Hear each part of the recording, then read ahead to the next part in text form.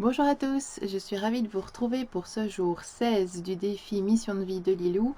Et aujourd'hui, Lilou nous parle des regrets de fin de vie. Alors aujourd'hui, eh bien comme d'habitude, j'ai lu le défi et ensuite j'ai scanné mon corps. Et en définitive, je me suis rendu compte que ce thème-là, en tout cas, me prenait énormément à la gorge et que j'avais comme un blocage dans la nuque. Alors, oui, je me sentais aussi fort triste par le concept des regrets, etc.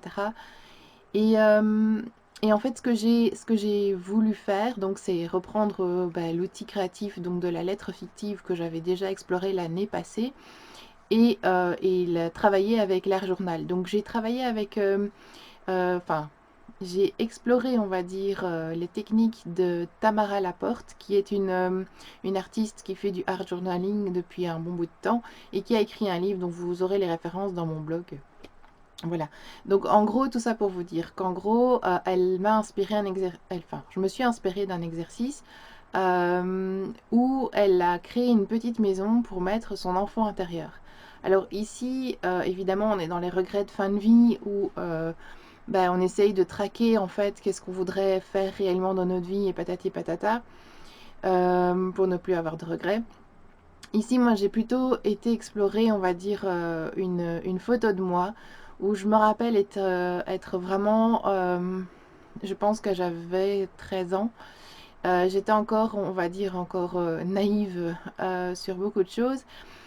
Et il y avait une photo qui m'a interpellée, que j'ai retrouvée il n'y a pas longtemps et que j'aimais beaucoup. C'est-à-dire que j'étais occupée à monter une pente à l'aide d'une corde. Et donc j'ai réutilisé, on va dire, cette photo-là pour faire, euh, pour faire le travail aujourd'hui. Alors j'ai voulu reprendre cette photo-là. Pourquoi? Parce que à l'époque j'avais plein de rêves. Pas que j'en ai plus maintenant, mais disons qu'en tout cas j'ai plus de maturité et j'avais envie de réexplorer, on va dire, tout ce qui me faisait pétiller à cette époque-là. Donc c'est un peu une manière d'aller retravailler en fait toute l'énergie que j'avais à l'époque et que j'ai malheureusement pas forcément exploré et qu'il est peut-être temps justement de réexplorer. Et je m'étais donc voilà, donc l'idée de l'exercice c'est de faire la maison et ensuite derrière, ben, vous le voyez plus trop. Bon, ben, il y a on voit un peu de bic derrière, mais bon, du coup, j'ai écrit ici euh, avec avec la photo de moi qui est là au milieu. J'ai fait ça vraiment pour aller, comme je vous dis, réexplorer l'énergie on va dire, des projets, l'innocence que j'avais, de l'enthousiasme que j'avais quand j'avais cet âge-là. Et ensuite, j'ai suivi vraiment l'artiste, donc Tamara Laporte, pardon. Et j'ai donc après exploré vraiment les collages, les couches de gesso, les marqueurs noirs, les petites formes, etc., etc. Ce qui finalement m'a inspiré ce dessin. Alors elle a rajouté en plus deux portes et elle a mis une petite clé en plus qui était vachement jolie.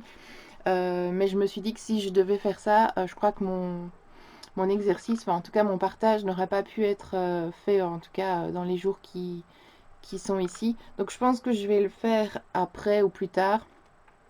Mais voilà, c'était un peu pour vous montrer que ben voilà, l'exercice de la lettre fictive ici, c'est pas juste une simple lettre par rapport à l'année passée où j'avais mis dans une enveloppe, mais j'avais simplement ici mis dans une petite maison une petite lettre, me rappelant l'enthousiasme et la joie que j'avais à ce moment-là et les projets que j'avais à ce moment-là. Et après, ben, j'en ai fait un petit, allez, comment dire, un petit monde imaginaire tout autour, tout comme l'artiste le proposait.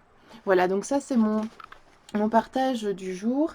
Donc comme vous avez pu voir, j'ai travaillé sur la lettre fictive. N'hésitez pas à travailler sur cet outil-là. C'est vraiment un outil très exutoire, libérateur, ça fait vraiment du bien. Et alors, comme vous pouvez comme vous pouvez l'imaginer, le fait d'avoir fait cette création et de voir en fait comment j'arrive finalement à me débrouiller pas trop mal, pas aussi bien que Tamara, mais voilà, soit.